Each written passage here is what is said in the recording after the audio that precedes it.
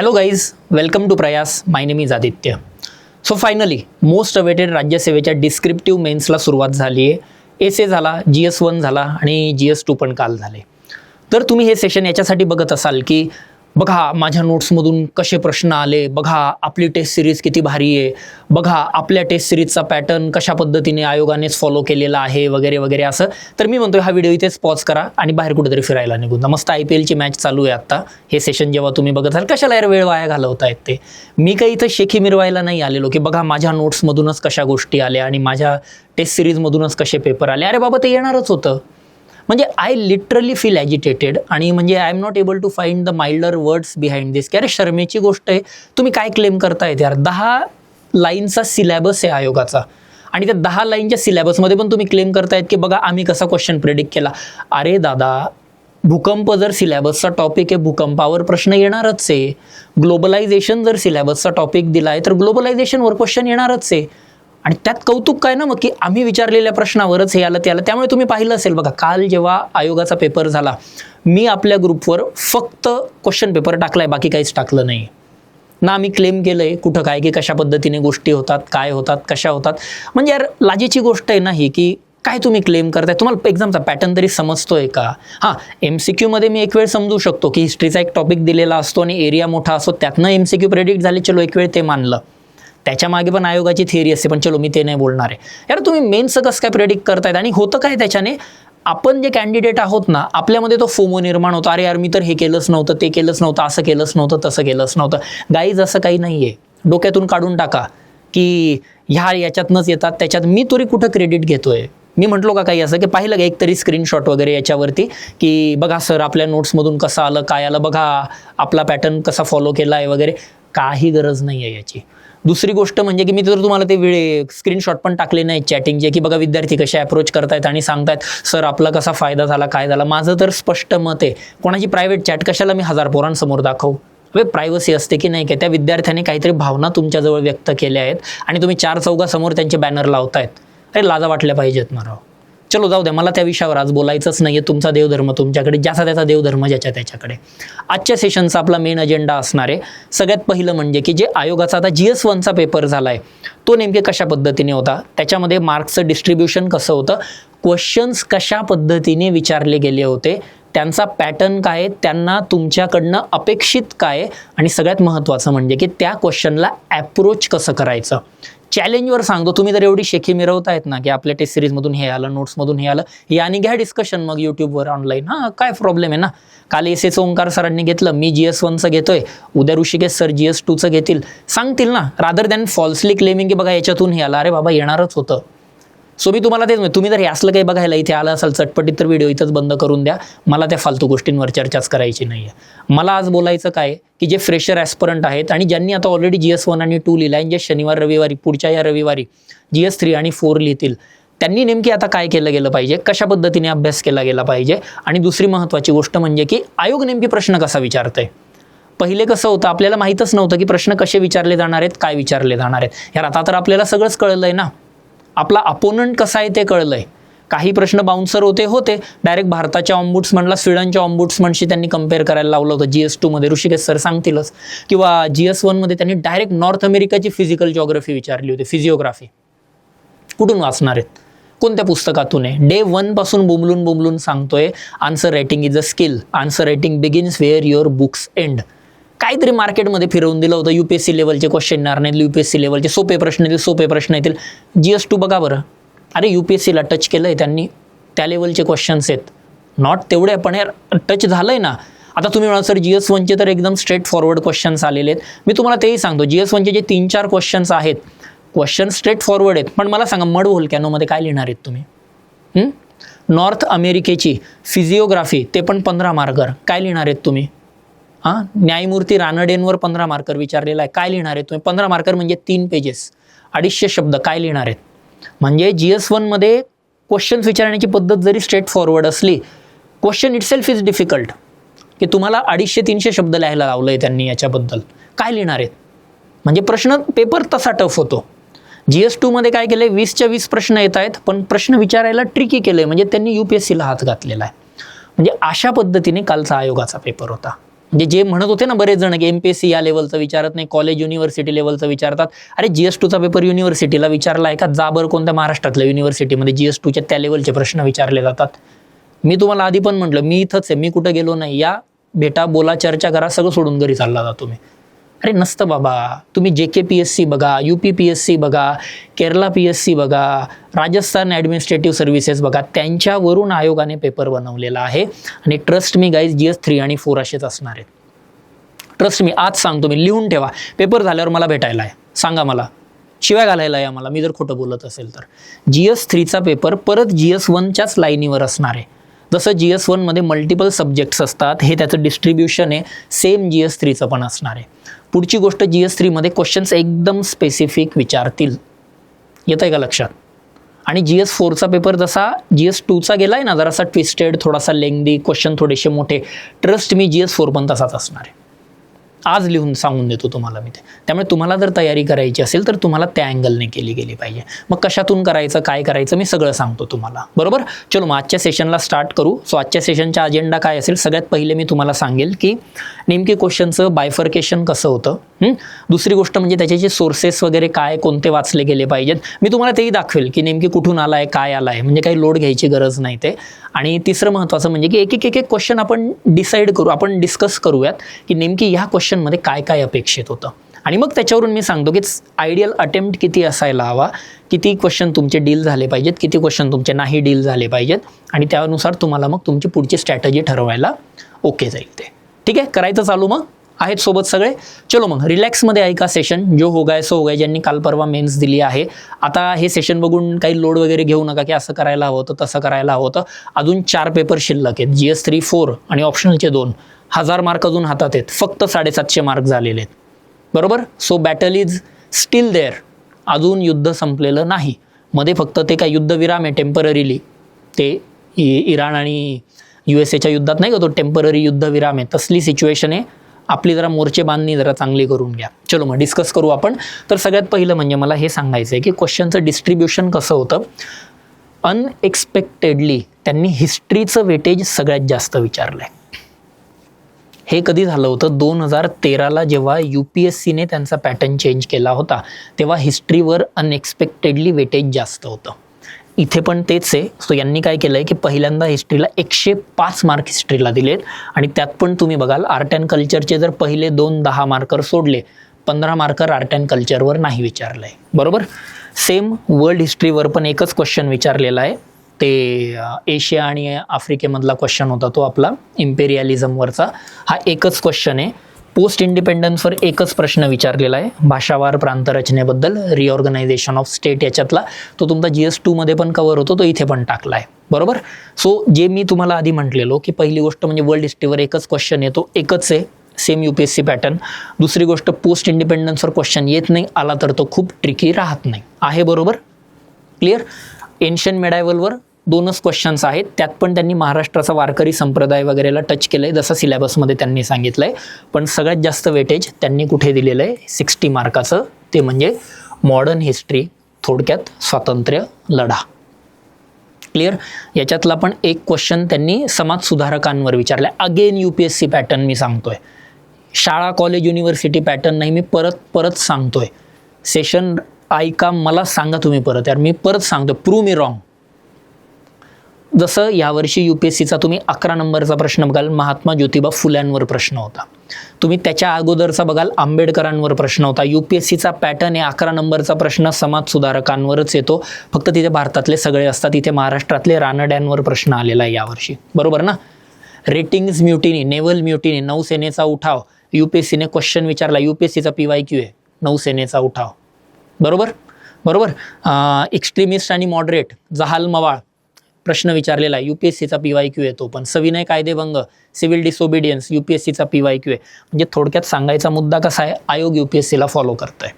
Questions पण mild आहेत, हे पण मी तुम्हाला सांगतो, माइल्ड आहेत. हिस्ट्रीचे क्वेश्चन माइल्ड आहेत, अटेम्प्टेबल आहेत, एक्सेप्ट जर रानड्यांचा जर तो 15 मार्कर जर तुम्ही सोडला, तर मी म्हणतो ऑलमोस्ट सगळे क्वेश्चन हिस्ट्रीचे अटेम्प्ट करता येण्यासारखे होते. 15 मार्कर मी का म्हणतो, त्यात पण तुम्हाला रानड्यांबद्दल माहितीच आहे, प्रीबद्दल आपण वाचतो, पण यार ते 15 मार्कर लिहिणं थोडंसं हेवी जातं. आलं लक्षात? तर हे होतं हिस्ट्रीबद्दल. 105 मार्क सगळ्यात जास्त weightage. To my surprise 105 marks आले. आणि मग येतो तुमचा जॉग्रफी. जॉग्रफीमध्ये पण जर तुम्ही बघाल UPSC पासून थोडंसं डेव्हिएशन आहे. UPSCवर फिजिकल जॉग्रफीवर क्वेश्चन जास्त येत नाहीत, UPSCवर ह्या दोघांवर क्वेश्चन जास्त आहेत अप्लाइड याच्यावर. सो तयारी अशी करायची. सो जो टेक्निकल विषय आहे, टेक्निकल विषयामध्ये त्यांनी UPSCचा पॅटर्न फॉलो केलेला नाही आहे. टेक्निकल विषयांमध्ये UPSC काय करतं, स्पेसिफिक क्वेश्चन विचारत नाही, कमी असतात. इथं त्यांनी स्पेसिफिक विचारले. मड व्होल्कॅनो काय लिहिणार, सुनामी, अर्थक्वेक काय लिहिणार, टेम्परेट सायक्लोन. ते डायरेक्ट प्रश्न आहेत, डायरेक्ट प्रश्न आहेत. म्हणजे either you know it or you don't know it. बरोबर. सो हे जे आहे टेक्निकलवरती 50 मार्काचं त्यावर आहे. इंडस्ट्रीवर एक क्वेश्चन आहे की मुंबईची डेव्हलपमेंट का बरं झाली, कसं झाली, 10 मार्कर एक क्वेश्चन आहे. आणि अप्लाइड जिओग्राफी. अप्लाइड जिओग्राफी म्हणजे काय, जंगलांवर प्रश्न आहे, तुमचं क्लायमेट चेंजवर आहे, तर हे आहे. टू माय सरप्राईज तुम्ही बघाल रिसोर्सेसवर क्वेश्चन नाही आहे. तुम्ही म्हणाल फॉरेस्ट रिसोर्सेस आपण टाकू शकतो, यस, पण मी तरी त्याला अप्लाइड जॉग्रफीमध्ये शिफ्ट करेल. सो फोकस आहे कोर जॉग्रफीवर. सो तुम्ही जेव्हा GS3 लिहायला जाणार तर माझं म्हणणं असेल की टेक्निकल जो कोर टॉपिक आहे तो व्यवस्थित करून जा. इकॉनॉमीचं कोर ते विचारू शकतात, what is the difference between GDP आणि GNP. बरोबर ना, what is the difference between repo rate, reverse repo rate आणि त्याचा परिणाम कसा होतो, येऊ शकतो अशा टाईपचे क्वेश्चन. सो टेक्निकल विषयांवर त्यांनी टेक्निकॅलिटीमध्ये जास्त भर दिलेला आहे. बरोबर. GS1मध्ये जर तुम्ही बघाल, आणि शेवटचा जो टॉपिक येतो तो म्हणजे की सोसायटी. सोसायटीवरती 4च आहेत 15 मार्कर, 10 मार्कर विचारलेला नाही. बरोबर. सोसायटीवरचे 4 क्वेश्चन आहेत, 4च्या 4 15 मार्कर आहेत. ठरलेले टॉपिक आहेत. डायव्हर्सिटीवर एक क्वेश्चन आहे, ग्लोबलायझेशनवर एक क्वेश्चन आहे, आणि महत्त्वाचा म्हणजे कम्युनॅलिझमवर एक क्वेश्चन आहे, सांप्रदायिकता. तर मग या पद्धतीने हे क्वेश्चन्स आहेत.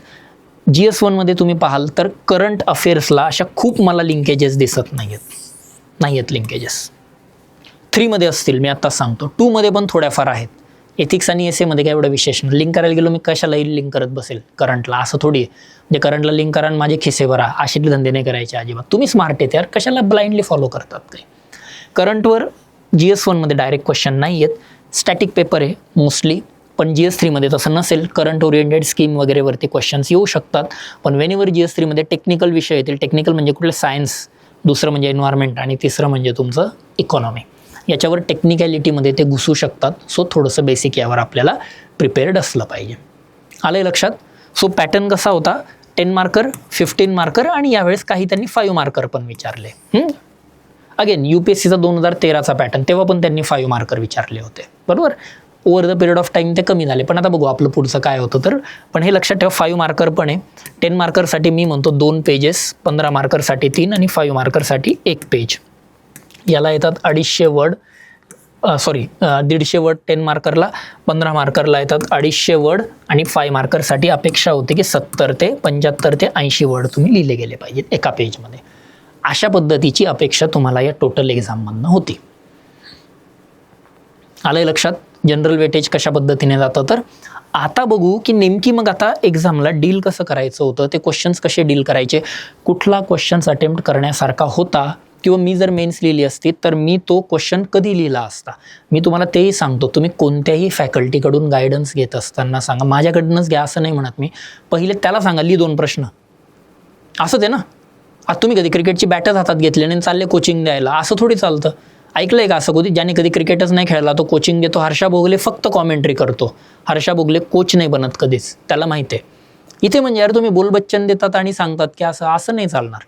मी जेव्हा मेन्स लिहील तेव्हा मी पण तुम्हाला सांगेल की कुठले प्रश्न मी शेवटच्या अर्ध्या तासात घेतले असते आणि कुठले प्रश्न चांगल्या पद्धतीने अटेम्प्ट केले असते. असाच गेम असतो मेन्सचा. सो आज आपण ते पण बघूयात की नेमकी मी कुठले प्रश्न शेवट घेतले असते, मी कुठले प्रश्न अगोदर ओढले असते, जेणेकरून चांगल्या प्रश्नांना जास्त वेळ देऊन मग मी मार्क्स फेच केले असते. आणि ट्रस्ट मी गाईज 90% लोक जे सिरियसली मेन्स लिहित आहेत ते असंच करतात. कुठला प्रश्न घ्यायचा, कुठला प्रश्न सोडायचा. जसं तुम्ही MCQची ट्रिक वापरतात ना, सेम तशीच पद्धत मेन्समध्ये पण आहे. शेवटच्या अर्ध्या तासात तुम्हाला कळलं पाहिजे कुठले 4 प्रश्न लिहायचे. ते जर तुम्ही अगोदर घेतले, जे न येणारे प्रश्न, लेट्स से की नॉर्थ अमेरिकेची फिजिओग्राफी, ते जर तुम्ही यार पहिल्या 10 मिनिटातच सोडवायला घेतला, अर्धा तास लागून जाईल. कोणाला माहिती आहे नॉर्थ अमेरिकेत काय, 15 मार्कर काय लिहिणार आहेत, अर्धा तास जाईल, एक पण आन्सर लिहून होणार नाही. किती लिहिलं तरी तो 15 पैकी 2 आणि 4च मार्क्स देईल. त्यापेक्षा शेवटच्या 15-1 मिनिटातल्या पटापट अर्धा पान भरलं, 1 पान भरलं, काही हरकत नाही, काही इश्यू नाही. आलंय लक्षात. किंवा यावेळेस शक्ती सायक्लोनवर क्वेश्चन होता, नाही माहिती एक्झॅक्टली डेफ, मग शेवटी घ्या ना तो प्रश्न. अशा पद्धतीने हे आपल्याला डील करायचं होतं. ऑलराईट, चलो मग जरा आपण आता पेपर बघूयात की कशा पद्धतीचा क्वेश्चन पेपर होता. तर यस, क्वेश्चन पेपर जर तुम्ही व्यवस्थित बघाल तर 10 मार्कर आणि 15 मार्कर. अगेन जर आता तुम्हाला तेच बघायचं असेल की कोण कुठून प्रश्न काय आले कसे आले, ही माझ्याकडे PDF पण हे घ्या, मी ते पण तुम्हाला दाखवून देतो. जाऊ द्या, काय हे घ्या, हे कुठलं होतं पहिलंच की what do you know about the cultural heritage of India. हे आपल्या समरी नोटमध्ये कल्चरल हेरिटेज एन्शियंट मेडायवलमध्ये काय काय आहेत, फोर्ट्स आणि पॅलेसेस कुठले बघा, मी इकडं सगळं सांगितलेलं आहे. बरोबर. दुसरी गोष्ट, चलो तुम्हाला तेही दाखवतो, वारकरी संप्रदायाचे तत्वज्ञान. हे घ्या, ते शॉर्ट नोटमध्ये मी वारकरी सेक्टबद्दल सगळं लिहिलेलं आहे. काय होतं, हे मराठी पण नोट आहे बरं, काय होप आता हे सगळ्यांना माहीत असेल, ते काय मी मराठी इंग्लिश हे घ्या, ते याच्यातच आहे सगळं. कुठं आहे ओरिजिन, कुठे झाला फिलॉसॉफी, काय आहे सगळं डिटेल. अख्खी नोट मी नाही दाखवते, सेशनचा अजेंडा नाही. घ्या, तिसरा प्रश्न बघायचा का, हे 1914 ते 47 याच्यामध्ये कामगार चळवळीचा आढावा. ऑलरेडी ते सगळं याच्यामध्ये असं डायरेक्ट एका अंडर नाही सापडत, पण टप्प्याटप्प्याने ते मॅनेज करता येतं. येतं आहे लक्षात. सो सांगायचा मुद्दा दाखवायला गेलं की सगळ्या गोष्टी याच्यात जातात. नौदलाचा उठावा बाबत सगळ्यांना माहिती आहे, 2 पानं लिहायचं काय वगैरे हा प्रॉब्लेम येतो, सांगतो मी ते पण कसं डील करायचं. तर UPSCचा PYQच होता, मी ते पण म्हटलं थोडंसं एकदा नजर फिरवून घ्यायची. खाली आलात सविनय कायदेभंग, ते तर काय एकदम इझी आणि प्रेडिक्टेबल क्वेश्चन्स होता. हे नोटमध्ये बघायचं ते पण आहे. भाषावार प्रांतरचना मी म्हटलं पोस्ट इंडिपेंडन्सच्या टॉपिकमधून कव्हर होतो. तिकडं पॉलिटीमध्ये लक्ष्मीकांतमध्ये पण दिलेलं आहे, पोस्ट इंडिपेंडन्समध्ये भाषावार प्रांतरचना कशी आहे. JVP कमिटी आहे, फाजल अली कमिटी आहे, बरोबर ना, आठवतं का हे सगळं. पुढे मुंबई औद्योगिक आणि आर्थिकदृष्ट्या विकसित शहर आहे, कारण मीमांसा करा. दिलं आहे की कशा पद्धतीने इंडस्ट्री सेटअप होतात, त्याचे कारण काय काय ते काय इकडे लिहिलं आहे बघा. नॅचरल रिसोर्सेस लागतात, raw material, urbanisation, skilled workforce, energy, climate, water, झालं की बरोबर. खाली आलो, भारतातील मड वोल्कॅनो, हे काय टाईप्स ऑफ वोल्कॅनो इथे सापडून जातील. थोडंसं आणखी खाली आलो, म्हणजे सांगायचा मुद्दा कसा आहे, दाखवायला गेलं सगळ्याच गोष्टी आहेत. मी काय माता हे काय सगळ्या दाखवत बसत नाही, ते काही लोड पण होत नाही आहे. ठीक आहे, सोडून द्या, एवढं काही विशेष नाही. That is not the basic core behind this. Test सिरीजचं बघायचं का, ते पण दाखवून देतो. म्हणजे काय त्यात काय, हे घ्या 6 नंबरचा प्रश्न, भाषावार प्रांतरचना. हे घ्या 12 नंबरचं लिंग्विस्टिक रिऑर्गनायझेशन ऑफ स्टेट. काय कौतुक आहे याचं, याची जाहिरात करू का मी, आणि 100 ॲडमिशन ओढायच्या का. कम ऑन यार, तुम्ही स्मार्ट लोक आहेत ना. घ्या आणखी बघायचं काय, घ्या मॉडेल आन्सर पण दाखवतो. हे घ्या आन्सर लिहिलेल्या पोरांचे तेही दाखवतो तुम्हाला. आणखी मार्केटिंग करायची आहे का, घ्या आणखी पुढं बघायचं का. चलो हे घ्या मृदा ज्वालामुखी, बरोबर. हे घ्या detail account of volcano and its types. हे घ्या इट्स टाईप, मृदा वोल्कॅनोवर बी प्रश्न विचारला गेलेला आहे. हे घ्या खाली आणखी बघायचं का, अर्थक्वेक, हा आयोगाने विचारलेला, हा आपल्या टेस्टला विचारला. Discuss the causes of earthquake and their impact. हे घ्या त्याचं मॉडेल आन्सर. कुठं, चलो खाली जाऊ. तुम्ही म्हणतात ना रानडेंचा प्रश्न हे होता, मी विचारला आहे तो. हे काय 11 नंबरचा रानडेंचा व्ह्यू ऑफ इकॉनॉमिक डेव्हलपमेंट. इथं काय विचारलाय, सामाजिक आणि आर्थिक जागृतीमध्ये न्यायमूर्ती रानडे यांच्या कार्याचे स्पष्टीकरण. हे घ्या प्रश्न इथंच आहे. समाज सुधारक, आता मी तर आणखी आता मग जाहिरातबाजी करतो की बघा मी तर आता समाज सुधारकांनाही प्रेडिक्ट करायला. अरे कम ऑन यार, क्या चल रहा है. घ्या आणखी, मी एक्स्ट्रीमिस्ट ग्रुपवर होतं, बरोबर. हे घ्या मॉडरेट आणि एक्स्ट्रीमिस्ट, हे फ्लॅशमधला प्रश्न आहे. काय बघायचं आहे आणखी, सोडा ती फाईलच लोड नाही होते, बरं झालं. कारण म्हणजे सांगायचा मुद्दा असा आहे की यार दाखवायला गेलं ना मग ते त्याच्यावर येते. सगळ्या गोष्टी ऑलरेडी नोट्समध्ये आहेत, त्या गोष्टी सांगण्यासारख्या नाहीच आहेत. आणि सांगायचं तर हे घ्या, हा सूर्य आणि हा जयद्रथ टाकतो मी ग्रुपवरती, हे बघून घ्या आरामात. तुम्हालाही कळेल की कशा पद्धतीने डील करायचं, काय करायचं, काय ते सगळ्या गोष्टी येऊन जातील असं.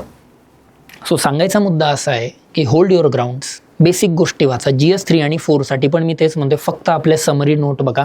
या सगळ्या समरी नोटचं चित्र मी त्यामुळेच दिलेलं आहे, ते आता लोड नाही होते अनफॉर्च्युनेटली, पण समरी नोटचं मी सगळ्या गोष्टी त्यामध्ये मेन्शन केलेल्या आहेत. येतं आहे लक्षात. समरी नोट बघा व्यवस्थित. मी जी वर्कशॉपमध्ये जी तुम्हाला ती क्वेश्चन बँक दिलेली आहे तेवढी एक क्वेश्चन बँक बघा, दॅट्स इट. त्याच्यामध्ये मी UPSCच्या वगैरे सगळ्या गोष्टींना ब्लेंड करूनच ते केलं आहे. सगळ्या गोष्टी याच्यामध्ये तुम्हाला बघायला मिळतात. तुम्हाला असं वेगळं काही करायची यात गरज नाही येणं. आलं लक्षात. चलो मग जरा आपण आता क्वेश्चन पेपरला डिस्कस करूयात की नेमकी कशा पद्धतीने डील करता आला असता, आणि मी जर त्या ठिकाणी राहिलो असतो एक्झाम देत असताना तर नेमकी पेपरला कसं डील केलं असतं.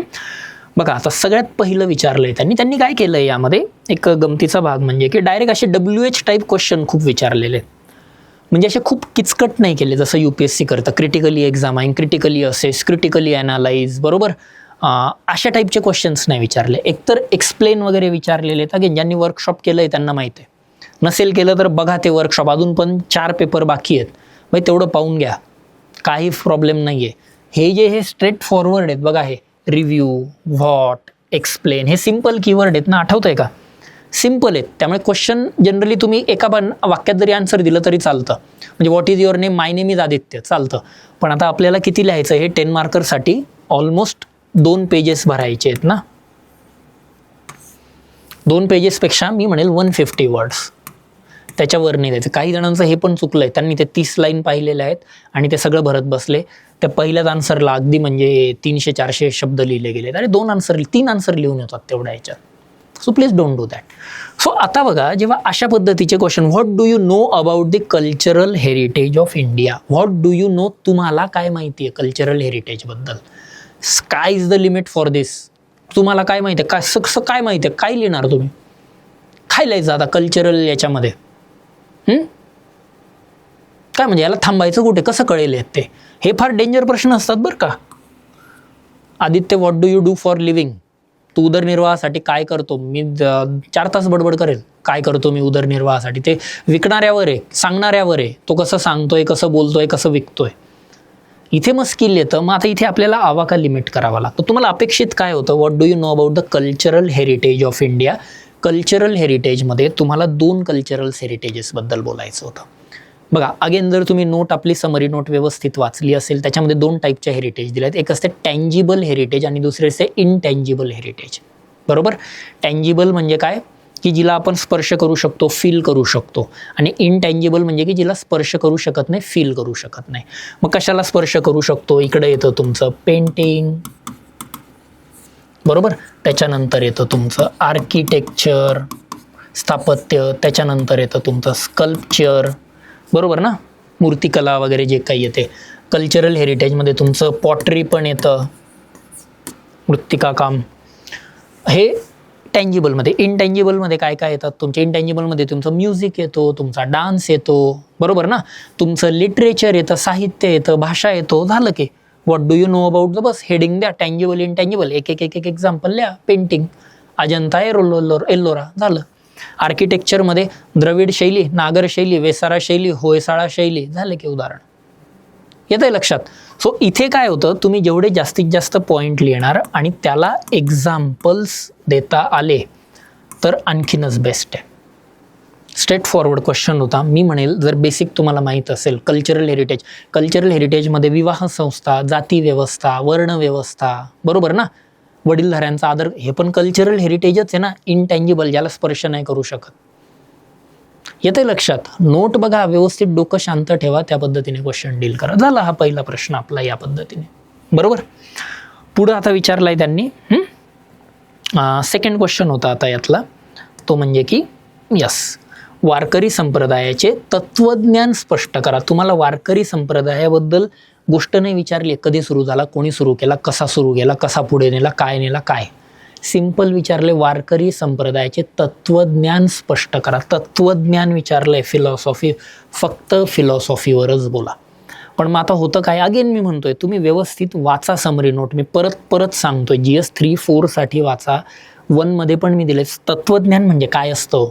तत्वज्ञान म्हणजे असं आहे का की काय ते वेदांमध्ये, पुराणांमध्ये, उपनिषदांमध्ये सांगितलेलं तत्वज्ञान, सांख्यदर्शन, योगदर्शन, पूर्वमीमांसा, अरे असं नाही सांगायचं बाबांनो. तत्वज्ञान म्हणजे काय? आता तुम्ही प्रयासकडे आले, प्रयासचं तत्वज्ञान काय आहे?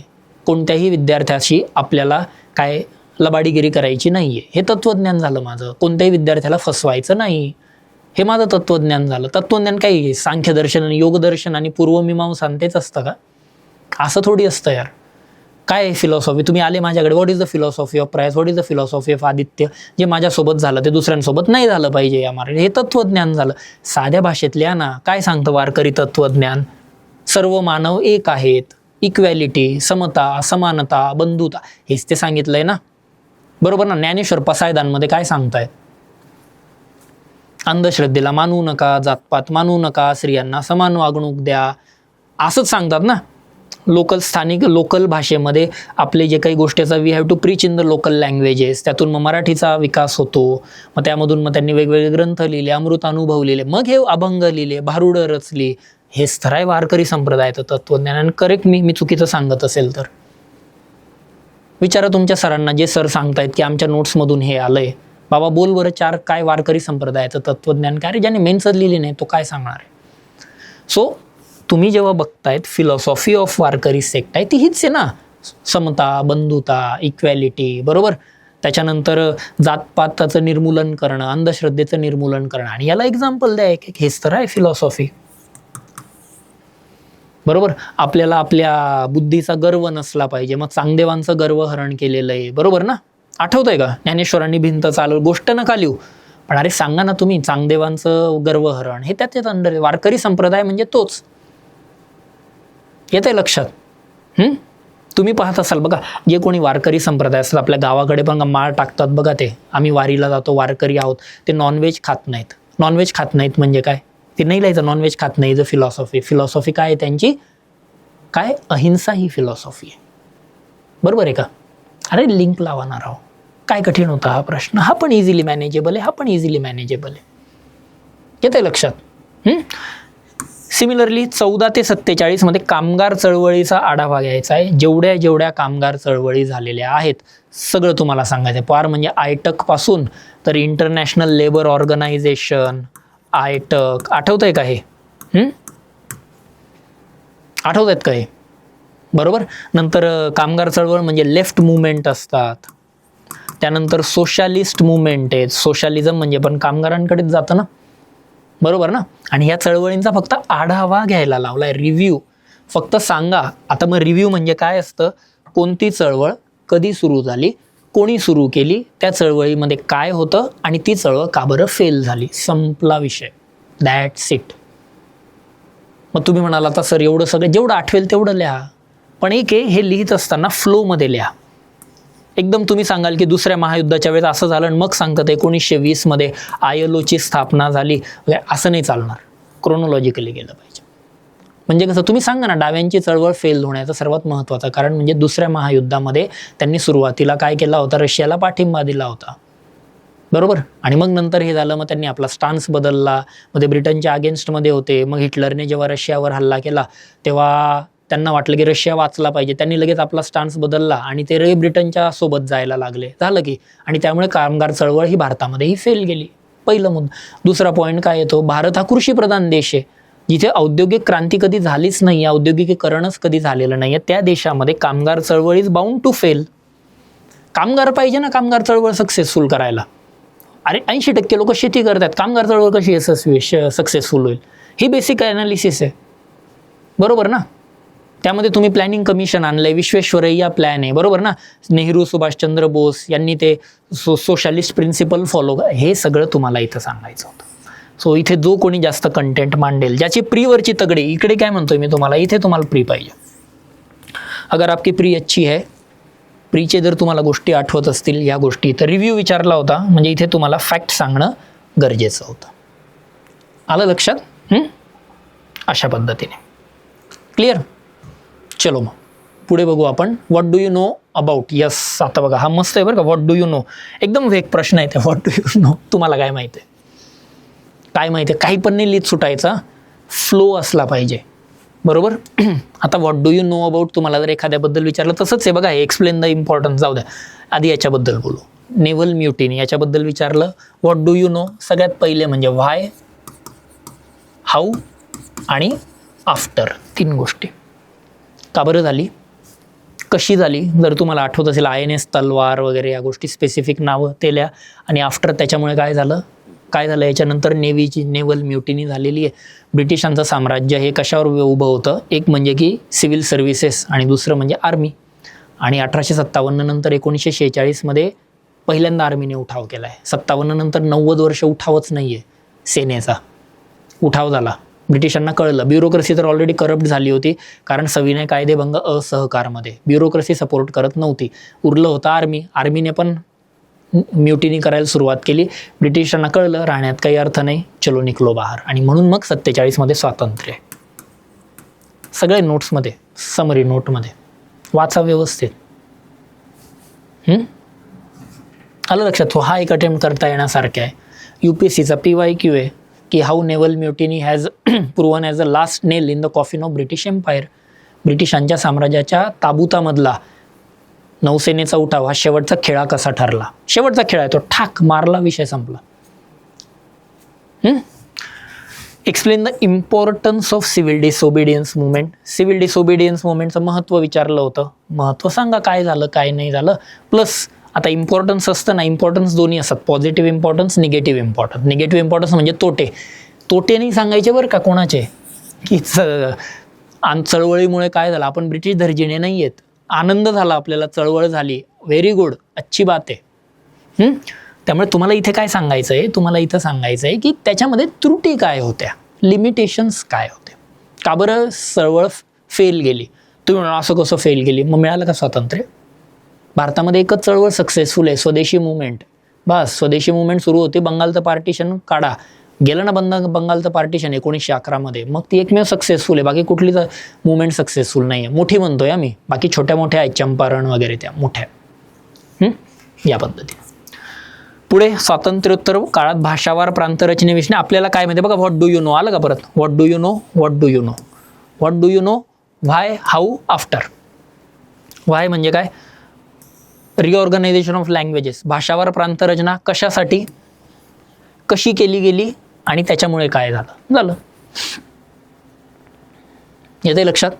फ्लो कसा हवाय, सगळं कंटेंट नाही सांगता, मग हे सेशन डायरेक्ट 5-6 तास चालेल.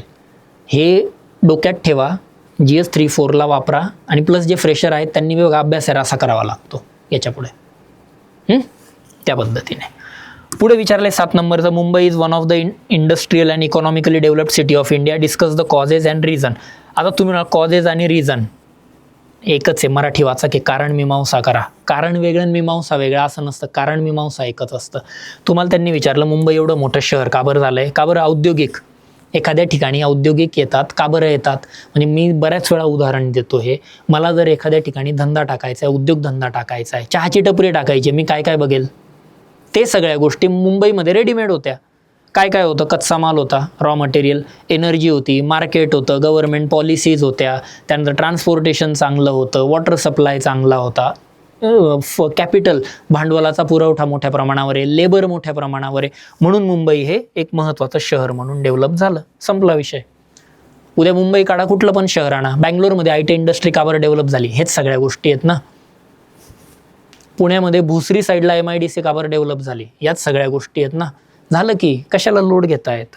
100 वेळा मी सांगितलं हे या पद्धतीने लिहायचं आहे. स्ट्रक्चर तयार करा, mains is not rocket science, हे आरामात लिहिता येतं. आलं लक्षात. चलो पुढे बघूयात जरा. आता हा प्रश्न पाहून बऱ्याच जणांना टेन्शन आलं की नेमकी मग हा आता कसा डील करायचा, काय डील करायचा. ओके बघा 8 5-5 मार्काला विचारलेले. मड व्होल्कॅनो इन इंडिया, टिपा लिहा विचारले, शॉर्ट नोट विचारले. आता शॉर्ट नोटमध्ये काय काय लिहायचं असतं तुम्हाला तेही सांगून देतो. चलो सगळ्यात पहिलं म्हणजे डेफिनेशन लिहून टाकायची, बरोबर. त्याच्यानंतर तुम्ही नोटमध्ये ज्या ज्या गोष्टी बघतात, सगळ्यात पहिलं म्हणजे की जॉग्रफीमध्ये विचारलं गेलं तर हाऊ, कसा तयार होतो, त्याचा impact, bus that's it. Definition सांगा. मड व्होल्कॅनो, आता तुम्ही म्हणाल सर कसं लिहायचं, आम्ही ते ऐकलंच नाही. अरे सिम्पल आहे, ज्वालामुखी ज्याच्यातून लावा बाहेर आला तो साधा व्होल्कॅनो, ज्याच्यामधून फक्त राख बाहेर आली, चिखल बाहेर आला. चिखल का बरं, कारण पाण्याचं प्रमाण जास्त असेल, तो असेल तुमचा मड व्होल्कॅनो. सिम्पल विषय. कसा तयार होतो, कारण लाव्याचं प्रमाण कमी, राखेचं प्रमाण जास्त, म्हणून मड व्होल्कॅनो. इम्पॅक्ट काय होईल, जर राखच सगळीकडे पसरली गेली, राखेचे किंवा चिखलाचे पूर येतील ना, महापूर, मड फ्लड म्हटलं जातं त्याला, बरोबर. झालं की तुमचे पॉईंट या ठिकाणी. काय कठीण आहे. मग तुम्हाला सर हे कुठे आलं, करंट अफेअरवाला प्रश्न आहे, नाही आहे माहीत मला, मी तुम्हाला आत्ता सांगतो, मलाही नाही माहीत. अरे जॉग्रफी ऑप्शनलला माहीत नाही आहे, कुठं लिहित आहेत, पण मी सोडून दिला का प्रश्न, नाही. 5 मार्क आहे, 2 मार्क ते मला कधीच मिस नाही होणार यात, एवढं लिहिलं तरी झालं, सिम्पल. सोडायचं नाही. हा टफ होता, मी तुम्हाला तेही सांगतो, हा मी शेवटी लिहिल. ये लास्ट मेरे कुंगा में. कशाला आधी सुरुवातीला वेळ वाया घालवून आणि मॉरल का बरं डाऊन करू ना. मी तुम्हाला माहिती आहे, एखादा आन्सर बोगस लिहिलं गेलं ना, हात ढिल्ला पडतो, स्पीड नाही पकडताय.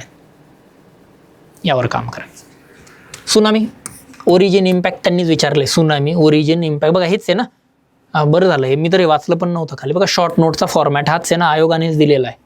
हा सूर्य आणि हा जयद्रथ. नथिंग रॉकेट सायन्स नाही आहे, टेन्शन नाही घ्यायचं, चिल रिलॅक्स. एक सायन्स आहे मेन्स लिहिणं. हेड्यासारखं नुसतं नोट्समधून आलं आणि माझ्या टेस्ट पेपरमधून आला असं नसतं. ते सांगावं लागतं, बाबा ये बस पेपर लिहिलाय का पेपर, या पद्धतीने. ओके चलो पुढे बघू जरा. बघा discuss the causes of earthquake, state the earthquake prone zones in India. भूकंपप्रवण क्षेत्र वगैरे कुठली कुठली आहेत भारतामध्ये, या टाईपचा हा प्रश्न होता. Discuss the causes of the earthquake and state the earthquake prone zones in India. Straightforward question आहे. डेफिनेशन द्या. अर्थक्वेकचे कारण कुठली कुठली असतात, बरोबर. अगेन आता GS3 तुम्ही डिझास्टरचा पेपर लिहिणार आहात. लक्षात ठेवा कधी पण डिझास्टर मॅनेजमेंटवर प्रश्न आला, कारण नेहमी दोन याच्यात असतात. एक असतात नॅचरल डिझास्टर, नॅचरल कॉजेस, आणि अँथ्रोपोजेनिक कॉजेस. नैसर्गिक कारणं काय आहेत भूकंपाची, plate tectonics theory, continental drift theory, ज्वालामुखी. मानवनिर्मित कारणं काय आहेत भूकंपाचे, न्यूक्लिअर टेस्टिंग झालं, मिसाईल टेस्टिंग आहे, ब्लास्टिंग आहे, खाणींमध्ये होतं ते, किंवा ते रिझर्वायर इंड्यूस सिस्मिसिटी, धरणामुळे होतं ना ते, घ्या आलं. आणि earthquake prone zones in India, इथं मॅप काढायचा आहे. Earthquake prone zones in India अशा पद्धतीने येते लक्षात. ते इथे आलं पाहिजे. क्लिअर. ओके अशा पद्धतीने हा जातो. पुढचा, write a significance of glacier in respect of India. बघा significance of glacier in respect of India. Discuss the impact of global warming on Himalayan glaciers and its consequence. 15 मार्करचाही मोठा प्रश्न आहे हा. ऑप्शनलला आम्ही जनरली 20 मार्कर म्हणून विचारतो, पण यांनी काय केलं, एवढ्या सगळ्या गोष्टी म्हणजे हा A पार्ट, इम्पॅक्ट हा B पार्ट, आणि कॉन्सिक्वेन्सेस C पार्ट, 3 आहे. की तुम्हाला पहिले विचारलं आहे की ग्लेशियरचं महत्त्व काय, ग्लोबल वॉर्मिंगचा त्याच्यावर परिणाम कसा होतो, आणि तिसरं त्या ग्लोबल वॉर्मिंगमुळे ग्लेशियर वितळल्यामुळे त्याचा आपल्यावर काय परिणाम होतो. सिग्निफिकन्स भारतासाठी काय काय, नद्यांचा उगम तिथून होतोय, बरोबर ना. दुसरी गोष्ट म्हणजे की हिमालयाचं टेम्परेचर मेंटेन ठेवतात. तिसरी गोष्ट अल्बिडोबद्दल ऐकलं आहे का, पृथ्वीच्या पृष्ठभागाची परावर्तनशीलता, reflectivity of earth surface. Glacier reflection करून वर पाठवतात, ग्लोबल वॉर्मिंग कमी करतात. आलं आहे का लक्षात. झालं सिग्निफिकन्स. मॅप काढा, डायग्राम्स काढा, दाखवा कोणते कोणते ग्लेशियर दाखवा. सियाचीन, कांचनजंगा, झेमू, रोंगबुक, हिस्पार, कुठे कुठे ग्लेशियर्स आहेत. तर ही impact of global warming on Himalayan glacier. Impact काय, ग्लेशियर वितळत आहेत, नुसतं वितळत आहेत विषय सोडून नये, 2-3 लाईन लिहायच्या त्याच्या, वितळत आहेत. दुसरी गोष्ट म्हणजे ग्लेशियल रिट्रीट असतं. रिट्रीट म्हणजे हिमनगांची पिछेहाट होते, बरोबर हे. आणि त्याचे कॉन्सिक्वेन्सेस काय होत आहेत, कधीही पण ठेवा डिझास्टर मॅनेजमेंटमध्ये कॉन्सिक्वेन्सेसवर प्रश्न विचारला गेला. परत सांगतोय GS3लाही वापरा. एक असतात तुमचे शॉर्ट टर्म, दुसरे असतात तुमचे long term. Short term consequences काय आहेत, शॉर्ट टर्म कॉन्सिक्वेन्सेस आहेत पूर येतील, लॉंग टर्म कॉन्सिक्वेन्स नद्या आटतील, संपला विषय. आले लक्षात. अशा पद्धतीने हे गेलं पाहिजे. ओके शेवटी मी तुम्हाला हेही सांगेल की नोट नेमकी कशा पद्धतीने वापरायची. कुठल्याच नोटमध्ये असं वर्ड टू वर्ड नसता. मला दाखवायला काय 20च्या 20 मी दाखवून देतो, सांगतो मी तुम्हाला तेही शेवटी की कोणतीही नोट कशा पद्धतीने नेमकी वापरली गेली पाहिजे. माझी पण नोट आपली पण कशी वापरायची ती, त्याचा तुम्हाला फायदाच होईल ते, rather than blindly telling you की असं करा तसं करा. चलो आता हा मस्त प्रश्न होता, मस्त म्हणजे टफ होता. मी पण हा लास्ट लिहिला असता, लास्ट आहे.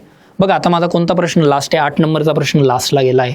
हा एक प्रश्न लास्टला गेला. आणि गुड थिंग इज दॅट की आयोगाने सिक्वेन्स कुठं विचारला आहे तुम्हाला, पुढं मागं करा की काय फरक पडतोय. Explain the Justice Ranade's views on Indian economic development. बऱ्याच जणांनी काय केलं आहे माहिती आहे का, फक्त महादेव गोविंद रानडे नाव वाचलं आणि सुरू पडून गेलेत. प्रीचं काहीतरी नॉलेज असेल, त्यांनी हे केलं ते केलं असं केलं तसं केलं. मी तुम्हाला सांगतो त्याला मार्कच देणार नाही तो. का बरं, कारण क्वेश्चन एकदम स्पेसिफिक आहे, इंडियन इकॉनॉमिक डेव्हलपमेंट बस. आर्थिक विकासासंदर्भात इकॉनॉमीवर रानडेंचं मत काय ते विचारले, आणि ते बी किती लिहायचं आहे तुम्हाला, 15 मार्कर आहे, 250 वर्ड, 3 पानं. मी चॅलेंजवर सांगतो कोणीच नसेल लिहिलेलं 3 पानं. असेल तर खाली कमेंट बॉक्सवर टाका, ओपन असतो कमेंट बॉक्स आपला. सांगा मला कोणी लिहिले 3 पानं याच्यावर. आत्ता तुम्ही 3 पानं लिहून दाखवा. चलो आता तर प्रश्न पण माहिती आहे, चॅट GPT करा आणि 3 पानं भरा. अरे नाहीच लिहिता येते. हा क्वेश्चन स्कोरिंगसाठी नाहीच आहे. हा क्वेश्चन आयोगाने मुद्दाम विचारला आहे की वेळ खाण्यासाठी. त्याचं ना मॅचमध्ये फिनिशिंग ओव्हर येतात आणि मुद्दाम काहीतरी टाइमपास करतो, तो कोपर दुखतं, पाणी लागतं, ग्लोव्ज बदलतो, त्यात मोमेंटम चाललं जातं आणि विकेट पडते. विकेट घालवण्यासाठीचा प्रश्न आहे, मोमेंटम तोडायचा प्रश्न आहे. लास्ट घ्यायचा, समजलं पाहिजे. काय लिहिणार आहे तुम्ही इकॉनॉमिक डेव्हलपमेंटमध्ये पण 3 पेजेस? शक्यच नाही. मी त्यात प्रश्न सांगतो, मला लिहून दाखवा, आन्सर पाठवा मला. नाही लिहिता येत, टफ जातं जरा ते लिहिणं. हां, त्यामुळे हा लास्टला ठेवा. पुढे येतो, explain the objectives and methods of extremist group in Indian national movement. अरे बघा, एकदम सिम्पल होतं. जहालवादी गटाच्या मेथड काय होत्या आणि त्यांचे उद्दिष्ट काय होतं. बरोबर, सिम्पल होता आपण क्वेश्चन. बरोबर, हा एक डील करता आला असता. क्वेश्चन इकडे जाऊ नाही द्यायचे. पुढचा question, what do you know about the imperialism in Asia and Africa. आला का परत व्हॉट डू यू नो? बरोबर ना, आठवतं का वरती व्हॉट डू यू नो मध्ये म्हटलं होतं. बरोबर, याच्यामध्ये मेन काय लिहायचं आहे आपल्याला, हाऊ, कसं होतं आणि त्याचे इम्पॅक्ट. सांगा कसं झालं एशिया आणि आफ्रिकेमध्ये. मग तुम्ही म्हणाल की आता सर हे एशियामधलं चलो ठीक आहे, आफ्रिकेमधलं कसं काय लिहायचं? अरे भारतामधली जी कारणं आहेत तीच एशियामधली पण आहेत, तीच आफ्रिकेमधली पण आहेत. असंच चालतं सगळं, ते सिक्वेन्सनेच आहे, एकच आहे. आपल्याकडे जसं समाज विखुरलेला होता तसं आफ्रिकेत पण आहे. एवढंच की आपल्याकडे जातीपातींवर विभागलेला होता, त्यांच्याकडे वेगवेगळ्या एथनिसिटीज आहेत, वंशभेद मोठ्या प्रमाणावर आहे. इव्हन त्यांच्यामध्ये पण लेट्स टेक केनियामध्येच त्यांच्यात 4-5 ट्राईब आहेत, त्यांच्यामध्येच भानगडी चालू आहेत. मग हे तर बाहेरच्यांसाठी आयतं आमंत्रणच आहे ना. किंवा आपल्याकडे कारण काय, हे एशिया म्हणजे आपलं बघा, आपली जी कारण आहेत तीच लिहायची आहेत. आपल्याकडे कारण काय, का बरं आले आपल्याकडे इम्पेरियलिझम, वसाहतवाद का बरं आला आपल्याकडे? कारण आपल्याकडे औद्योगिक क्रांती झालेली नाही आहे. आफ्रिकेत तरी कुठं झाली आहे? आपल्याकडे झाली नाही, चीनमध्ये झाली नाही, दोघांकडे आले. सिमिलरली ते सेम तेच आहे. जे आपल्याकडे जे कारण आहेत, आपल्याकडे शिक्षणाचा अभाव होता, त्यांच्याकडेही तेच आहे. आपल्याकडे राजांमध्येच भानगडी चालू होत्या, त्यांच्याकडे पण तेच आहे. आपल्याकडे संसाधने पडून होती कारण आपल्याकडे औद्योगिक क्रांती झाली नाही, त्यांच्याकडे पण तेच आहे. हेच आहे ना. आणि त्याचा इम्पॅक्ट काय झाला? वसाहतवाद झाला. वसाहतवादाचे परिणाम, जसं आपण म्हणतो सोने की चिडिया था हमारा देश, आफ्रिकेचंही तसंच आहे. श्रीमंत होते ते लोक, लुटलं, संपलं. कॉलोनियलिझम आत्तापर्यंत भानगडी चालू आहेत. बरोबर ना, ते सुदानमध्ये त्यांना अजूनपर्यंत भानगडी चालू आहेत. हे ते चालले गेले. आपलं पण तेच आहे ना, भारत पाकिस्तान युद्ध. आधी एकच देश होता, हे चालले गेले, काहीतरी रॅडिकल लाईन मारली, भांडणं लावून गेले. म्हणजे हे सगळं कॉमन याच्यात सांगायचं. येतंय का लक्षात? म्हणजे असं लोड नाही घ्यायचा. आफ्रिका विचारलं काय करायचं? अरे भारतातली जी कारण आहे तीच एशिया, तीच आफ्रिका, तीच साऊथ अमेरिका. उद्या तुम्हाला विचारलं बोलिव्हिया, चिलेमध्ये काय झालं, अर्जेंटिनात काय झालं, अरे जे भारतात झालं तेच कमी अधिक प्रमाणात झालं. माणसं वेगळी होती फक्त, तिकडे नाही गांधी गेलेले. म्हणजे सांगायचा मुद्दा असा, एक स्केलेटन तयार करा. आणि कारणं जर तुम्हाला विचारली आहेत ना, का बरं कारणं आहेत याच्यामध्ये, त्याला पण डिवाइड करा. पॉलिटिकल, इकॉनॉमिक, सोशल, राजकीय, आर्थिक, सामाजिक, भौगोलिक कारणं. जॉग्रफी पण मदत करते. नेपाळवर कुठं एवढं कॉलोनियलिझम झालं जेवढं UP बिहारमध्ये झालं? कारण नेपाळ भूगोलाच्या दृष्टीने तुटलेला आहे ना, सगळं हिमालय जातो तिथून. येते लक्षात? कशा पद्धतीने स्ट्रक्चर व्यवस्थित ठेवा, आन्सर लिहिता येईल. आलं लक्षात? चलो पुढचं बघू बरं जरा. काय होता पुढचा प्रश्न? हा पण डील करता येण्यासारखा होता. हा बघा, मस्त आहे हे पण. आता हा पॉलिटी आणि याला मिक्स केलं यांनी. समाजातील विविधता स्पष्ट करा. पहिले म्हणजे विविधता स्पष्ट करा. बरोबर, भाषेची विविधता, धर्माची विविधता, वंशाची विविधता, खानपानाची विविधता, राहणीमानाची विविधता, 100 विविधता, लग्न संस्थेमध्ये विविधता, काय तुम्हाला ढिगाणं विविधता आहे. हां, एकता प्रस्थापित करण्यासाठी केलेल्या तरतुदी, संविधानाने काय सांगितलेलं आहे आपल्याला. बघा आता GS2 मध्ये पण असे प्रश्न येतात, कॉन्स्टिट्यूशनने काय सांगितलं. मी म्हणतो डायरेक्ट लक्ष्मीकांत सुरू करा ना. काय होतं सगळ्यात अगोदर इथे तुमची प्रस्तावना. सांगा ना, प्रस्तावनेमध्ये एकता, विविधतेत एकता. मी सुरुवात कुठून करेल माहिती आहे का? Answer we the people. तुमचं संविधान तिथून सुरू होतंय. पहिली लाईन संविधानाची वी. एक येत आपण सगळे, आपण. बरोबर ना, फॅमिलीला आपण वी म्हणतो, वी म्हणजे आम्ही एक आहेत सगळे. आपलं दुकान नाही मांडून बसत आपण, असं असतं. घ्या डायरेक्ट खळखटाक विषय तिथंच संपलाय. त्याला समजून जातं. ट्रस्ट मी 90% पोरांनी ना आर्टिकल लिहिले असतील. सो एथिक्सचे पण आन्सर जेव्हा तुम्ही लिहिणार किंवा याच्या पुढे तुम्ही अभ्यास कराल, डायरेक्ट मुळाला हात घालायचा. Wien ever you hit the king you kill the king. बरोबर, मग तुम्ही म्हणाल अरे यार तू आता एवढं सगळं कसं काय सुचतं सर, तुम्ही किती भारी. अरे मी काय भारी बिरी नाही भाई, घरी प्रिपेअर केलंय मी या सेशनला. रादर सेशनपेक्षा पण हे आम्ही प्रिपेअर लिहायचो मेन्स तेव्हाच प्रिपेअर केलेलं आहे की जेव्हा केव्हा विचारतील संविधान कुठे कुठे आलेलं आहे, मी पहिले सुरुवात वी द पीपल पासून करेल. आणि मग article 14, article 19, article 21, article 29, article 30, article 25 क्रमाने जायचं. मध्येच बेडूकुड्या नाही मारायच्या, मध्येच काहीतरी फंडामेंटल ड्युटी, मध्येच परत काहीतरी फंडामेंटल राईट, परत तिथून काहीतरी पुढे, असं नाही करायचं. टप्प्याक्रमानेच गेलं पाहिजे. सो तयारी करत जा, याला वेळ लागतो आणि काही खूप लोड घ्यायची गरज नाही आहे. एकदा फक्त डोकं शांत ठेवा, तुम्ही चर्चा करा, विचार करा, या पद्धतीने होतात गोष्टी वर्ग. तर मग या पद्धतीने सोपा होता हा पण क्वेश्चन. पुढचा, explain the nature of Indian population and the importance of population studies. बघा आता नेचर ऑफ इंडियन पॉप्युलेशन, आता काय लिहिणार नेचर ऑफ इंडियन पॉप्युलेशन, आकडा लिहिला, चलो पुढे काय लिहिणार nature of Indian population. Pause करा व्हिडिओ, स्वतःलाच विचारा नेचर ऑफ इंडियन पॉप्युलेशन काय लिहिणार, म्हणजे कोणत्या जातीचे किती लोक आहेत, काय घरी बसवून देईल तो, काय लिहिणार नेचर ऑफ पॉप्युलेशनमध्ये. सिम्पल असतं, नेचर ऑफ पॉप्युलेशन याला चांगल्या लँग्वेजमध्ये डेमोग्राफिक ॲट्रिब्यूट्स म्हटलं जातं, लोकसंख्या शास्त्रीय घटक. अगेन नोटमध्ये, समरी नोटमध्ये, बरोबर. काय आहेत मग लोकसंख्या शास्त्रीय ॲट्रिब्यूट. पॉप्युलेशनचं नेचर म्हणजे काय काय, पॉप्युलेशनमध्ये कोण किती आहे तर ते आहेत, म्हणजे पहिलं म्हणजे नंबर अँड कॉम्पोजिशन. चलो हे ते तुम्ही सांगणार, 15 मार्कर लिहायचं आहे, 3 पानं कसे भरणार आहेत. मग याच्यामध्ये काय येतो, बर्थ रेट येतो, डेथ रेट येतो, मॅटर्नल मॉर्टॅलिटी रेट येतो, पॉप्युलेशन डेन्सिटी येते, पॉप्युलेशनचं डिस्ट्रीब्युशन येतं, कुठे पॉप्युलेशन जास्त आहे कुठं कमी आहे, सेक्स रेशो येतो, लिटरसी रेट येतो. माहिती आहे का, ह्या सगळ्या गोष्टी आहे, हे आकडे आता तुम्हाला माहिती आहेत. Plus work force participation rate येतो.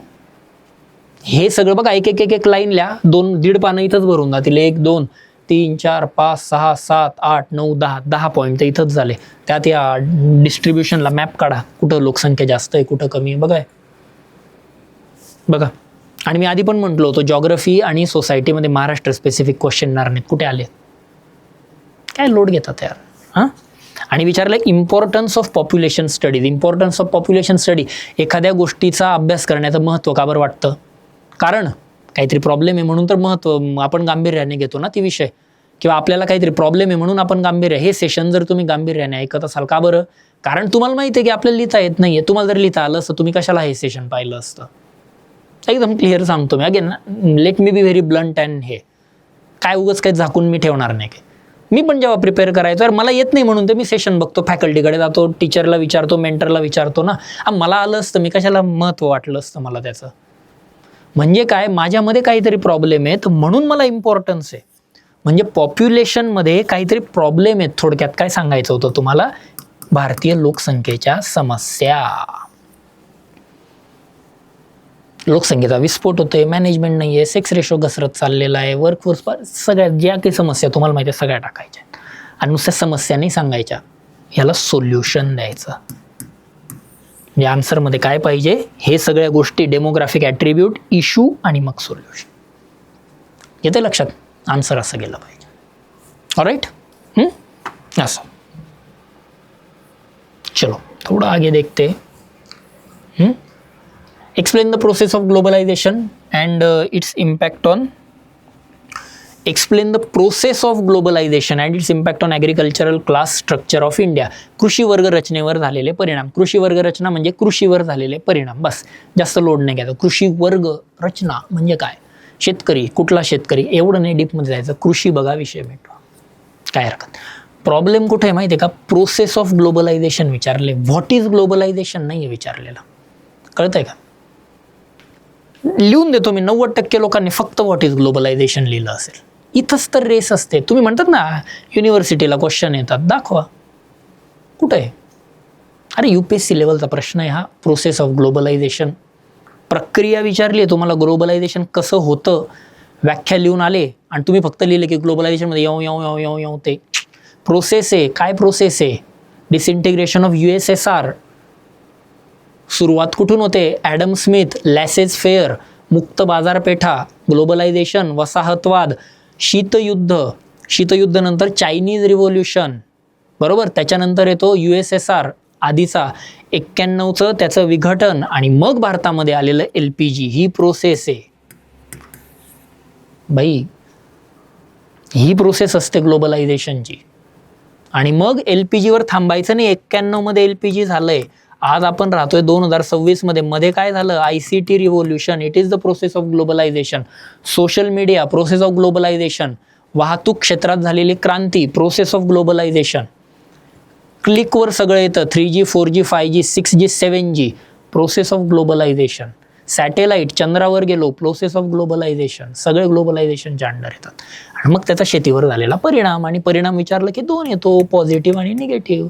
शेतकऱ्यांना जागतिक बाजारपेठ मुक्त झाली, बरोबर. शेतकऱ्यांसाठी एक ठराविक बाजारपेठ नाही आहे, पूर्ण भारतच एक बाजारपेठ बनली. नाम इनिशिएटिव्ह. ग्लोबलायझेशन नसतं झालं, काय कळलं असतं? नाम ऐकलं असेल ना, नॅशनल ॲग्रिकल्चरल मार्केट. तोटा काय झाला? जगाच्या स्पर्धेमध्ये भारतीय शेतकरी टिकलाच नाही.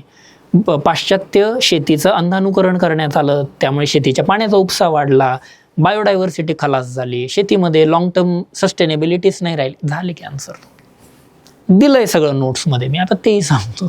नोट्स नाही दाखवते मी, तो अजेंडाच नाही आपला. ब्रेन स्टॉर्मिंग, डोकं चालवा, हे करायचं. येत आहे लक्षात? या पद्धतीने.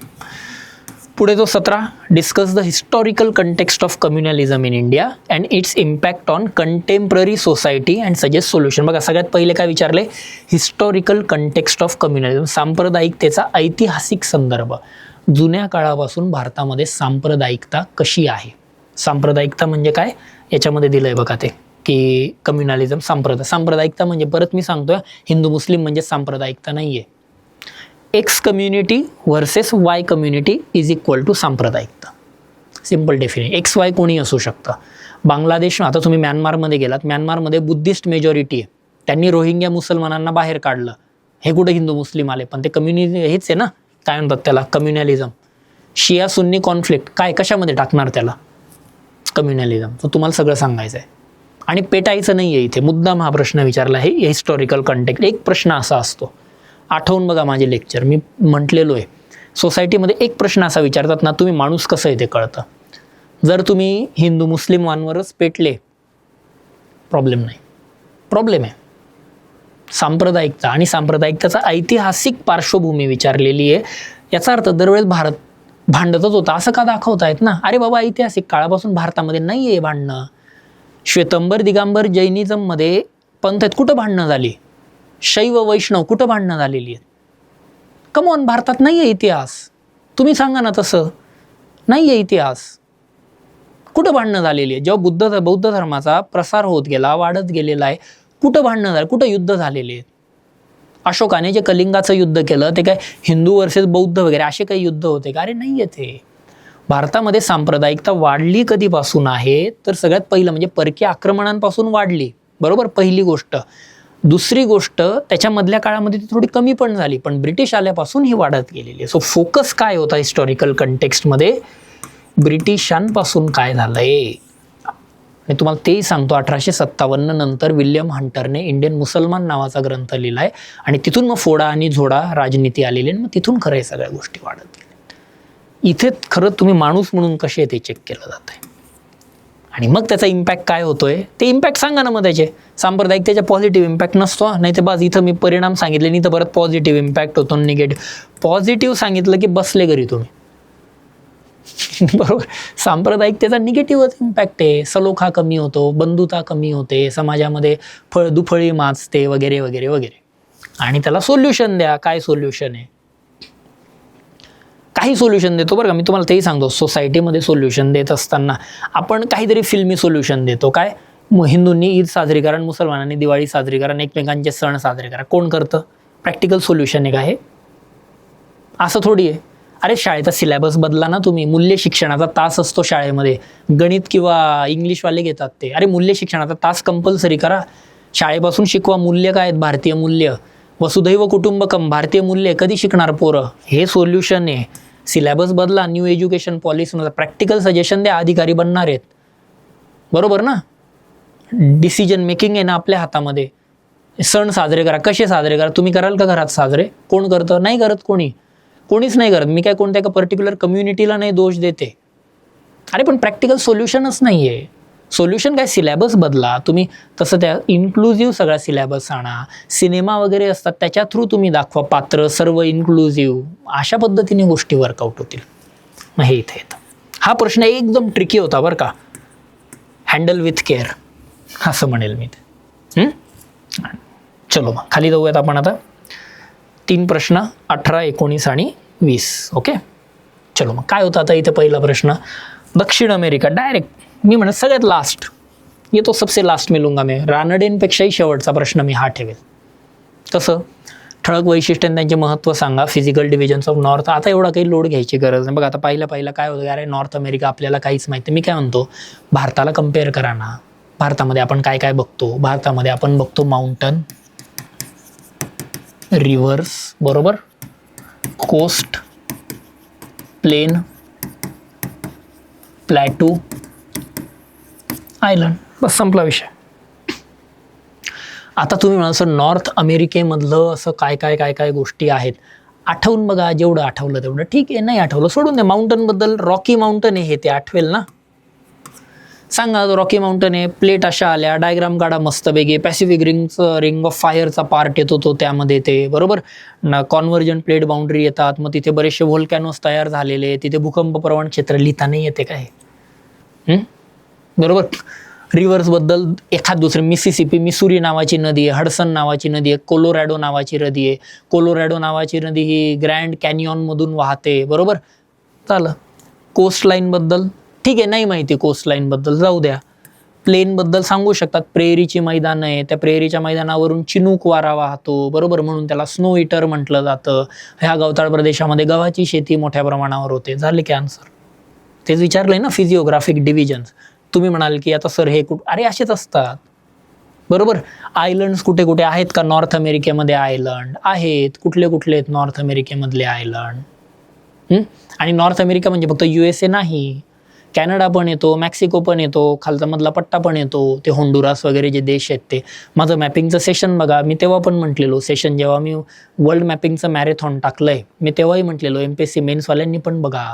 टाकू का स्क्रीनशॉट त्याचा, लगेच जाहिरात करू का, बघा मी बोललो आहे त्याच्यातनं आला प्रश्न. अबे काही का, असं नसतं, करणं पडेगा. या पद्धत. हा प्रश्न मी म्हणतो 15 पैकी 9-10 ते येणं शक्यच नाही. याला कोणाला देणार नाही, मी आत्ता सांगतो. मी स्वतः बसलो तरी येणार नाही. 4-5 साले ठीक आहे, फुल नाही फुलाची पाकळी. अशा पद्धती. आणि हे शेवटचे 2 प्रश्न. Discuss the influence of climate and soil on the distribution of natural vegetation in India. थोडक्यात काय विचारलंय, हवामानाचा आणि मृदेचा वनांच्या वितरणावर कसा परिणाम होतो. हवामानाचा कसा परिणाम होतो बघा. 2 प्रकारचं हवामान येतं भारतामध्ये. जर तुम्ही भारत व्यवस्थित पाहिला, मधून कर्कवृत्त जातं, वरून जातं टेम्परेट रिजन, कर्कवृत्ताच्या वरचा भाग येतो टेम्परेट, खालचा येतो ट्रॉपिकल. जंगलांचे पण 2 प्रकार, टेम्परेट फॉरेस्ट, ट्रॉपिकल फॉरेस्ट, बरोबर.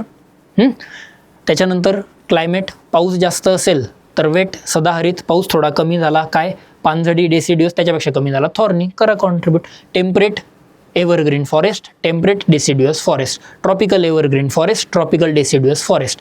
आणखीन पाऊस जास्त असेल त्याला ड्राय आणि वेट करता येतं. Dry temperate evergreen forest, wet temperate evergreen forest. झाले की किती टाईप येते. असंच तर असतं, काय कठीण आहे, बरोबर. मी सांगितलं हे पण सेशनमध्ये. आणि सॉईलचा काय परिणाम होतो याच्यावरती, बरोबर. आता साधं तुम्ही एक झाड लावतायत, झाड लावण्यासाठी माती लागते ना तशी, बरोबर ना. लाल माती असते, लाल मातीचं कसं असतं की लाल मातीमध्ये कोणती झाडं वाढतात, यांची मुळं खोलवर गेलेली आहेत अशी झाडं वाढतात. मग ते 2-4 झाडांची नावं टाकायची, सिम्पल अशा पद्धतीने, बरोबर.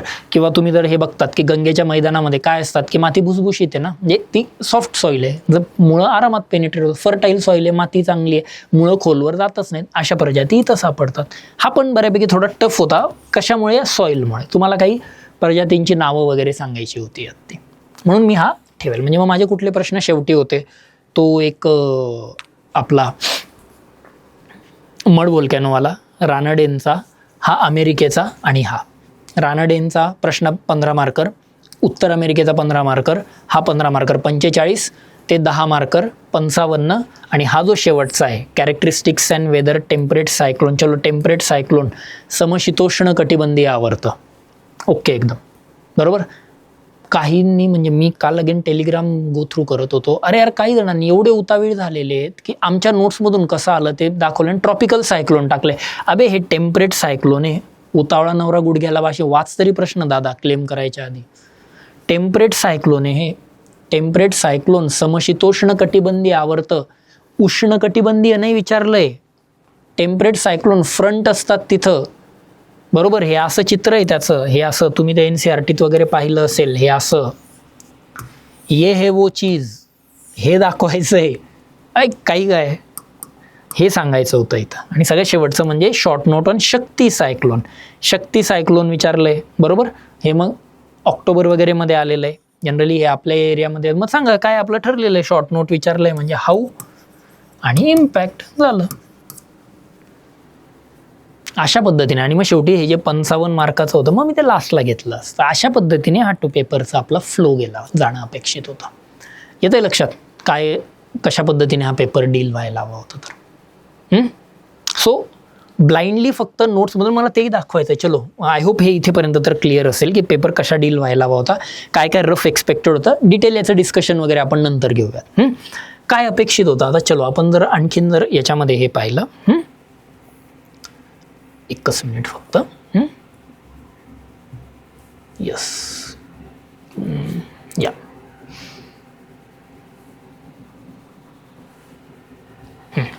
बघा आता ही जी नोट वगैरे तुम्ही बघतात ना, नोटचा कसा वापर करायचा ते बघा एकदा व्यवस्थित, जरा त्यावर आपण एक चर्चा करूयात. सगळी फक्त फाईल लोड झाली की नाही मला एकदा चेक करू द्या. हे मी याच्यात पण लिहिले, वाटलेस मी शेअर पण करून देतो, it's not a big deal.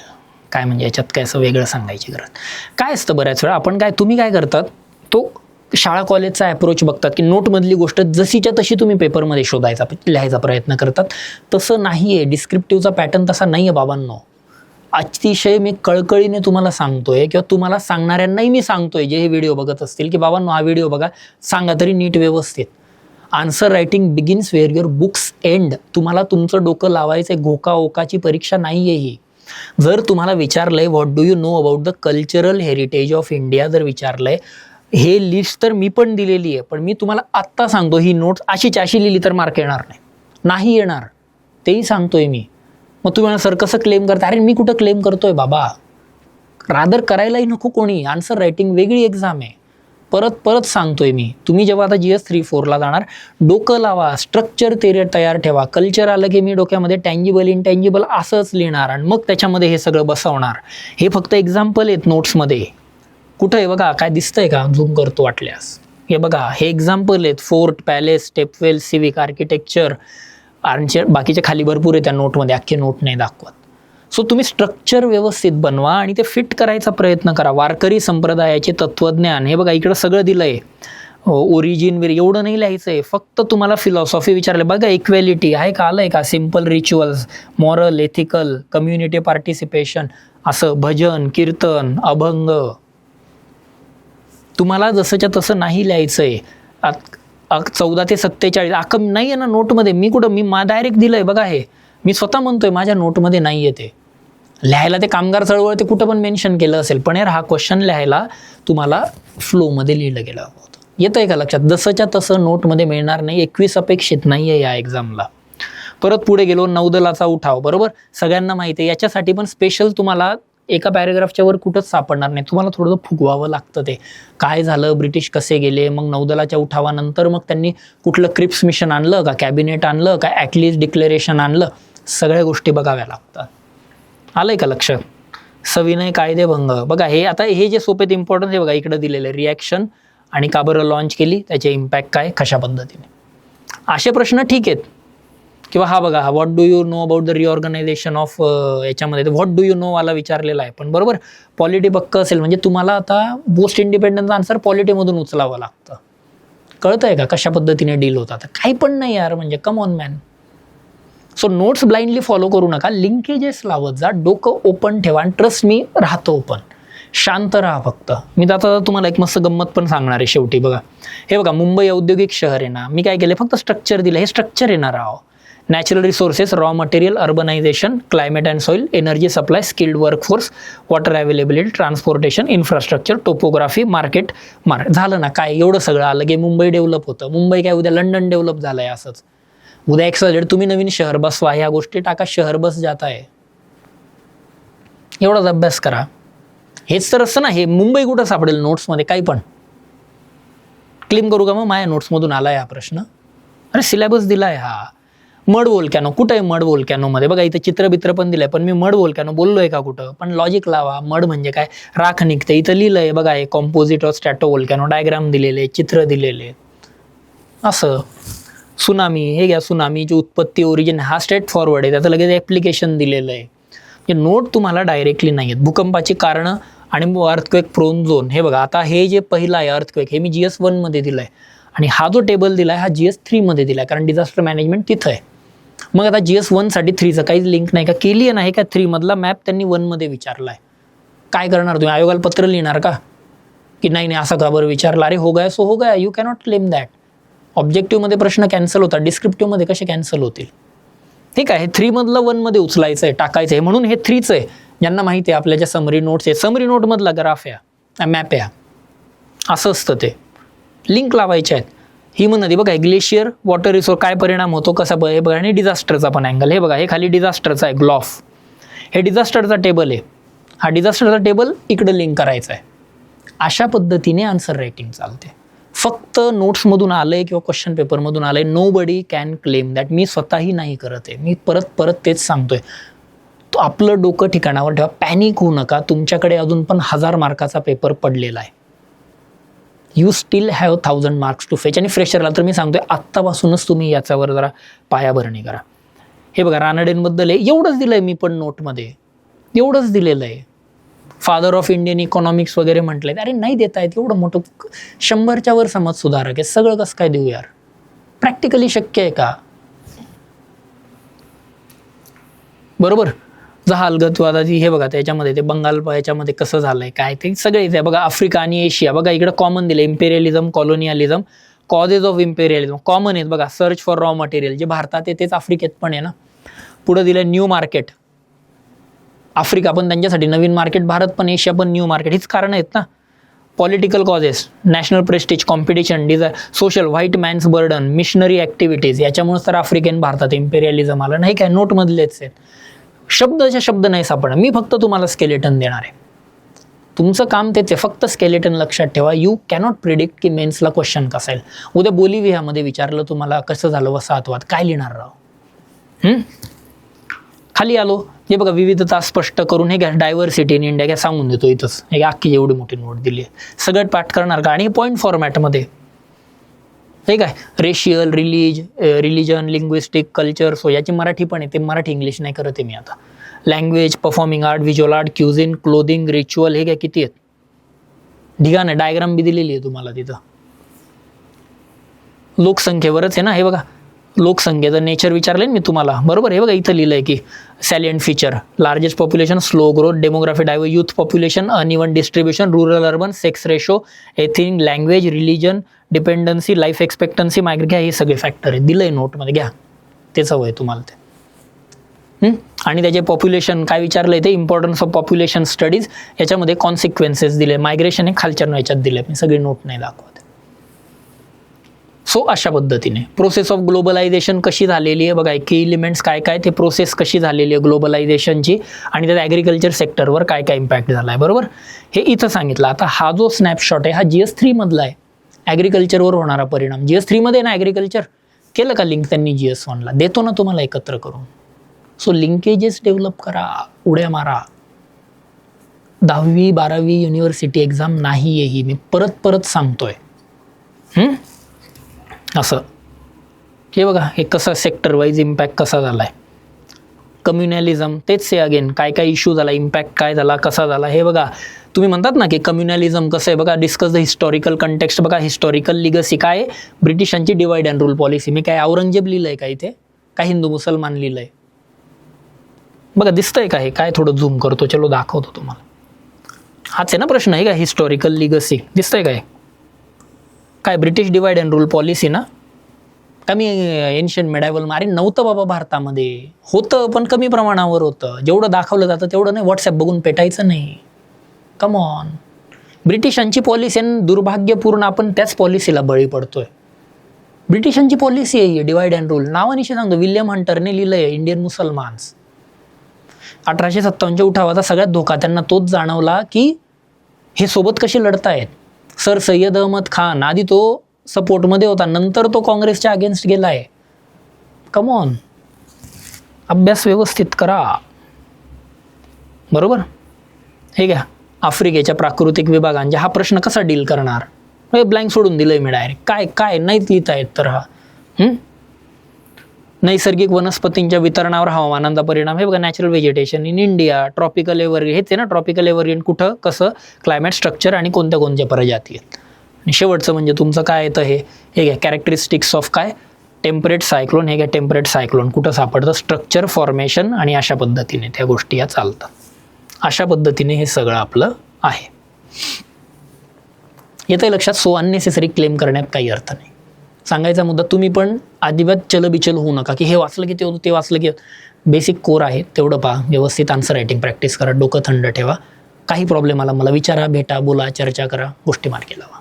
All right. आणि जे आता GS 3 आणि 4 देत असतील, मला परत सांगतोय आता अगेन यूट्यूबवर सांगतोय, लाईव्ह सांगतोय, काही प्रॉब्लेम नाही त्यात. ते मी बऱ्याच स्टुडंटशी बोललो आता, त्यातल्यात काही 1-2 जणांशी मी बोललो जे जॉग्रफी ऑप्शनलला आहेत.